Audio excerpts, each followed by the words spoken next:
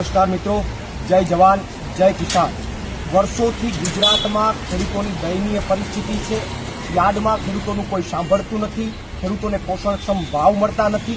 ત્યારે બોટાદ ખાતે માનની રાજુભાઈ કરપડાની આગેવાનીમાં ખેડૂતોની એક ક્રાંતિની જે શરૂઆત થઈ, એ ક્રાંતિની શરૂઆતની અંદર સમગ્ર ગુજરાતના તમામ ખેડૂતો જોડાયા। ખેડૂત પુત્ર તરીકે મેં પણ એમાં સમર્થન આપ્યું અને આજે એ સમગ્ર ઘટનાની અંદર જે દોષિત હતા એને દંડવાની જગ્યાએ જે ખેડૂતો માટે લડતા હતા એની ઉપર ખોટી એફઆઈઆર થઈ, મારી ઉપર રાજુભાઈ કરપડા ઉપર 307 જેવી કલમો થઈ અને ખેડૂતોને જ્યારે પૂરી દેવામાં આવ્યા ત્યારે આજે અમે અમદાવાદ આમ આદમી પાર્ટીની ઓફિસ ખાતે અનશન ઉપર બેસવા અમે બંને જઈ રહ્યા છીએ। પણ અમને ખબર છે કે ત્યાં અમને અનશન કરવા નહીં દે, અમારી પોલીસ ધરપકડ કરશે, અટકાયત કરશે અને અમને જેલમાં લઈ જશે।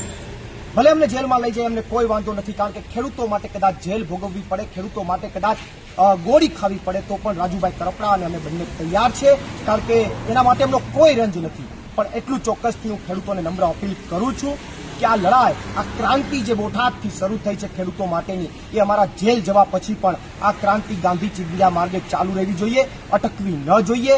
તમે અવાજ ઉઠાવો, તમને અન્યાય થાય છે એને ગાંધી ચિંધ્યા માર્ગે અવાજ ઉઠાવો, એવી તમામ ખેડૂતોને નમ્ર અપીલ કરું છું। અને સાથે સાથે ક્યારે છૂટીશું એ ખબર નથી, પણ અમારા દિલમાં જેલમાં પણ અમે ખેડૂતોને યાદ કરતા રહીશું। ત્યારે દીપાવલીની તમામ ખેડૂતોને હાર્દિક શુભકામનાઓ પાઠવું છું।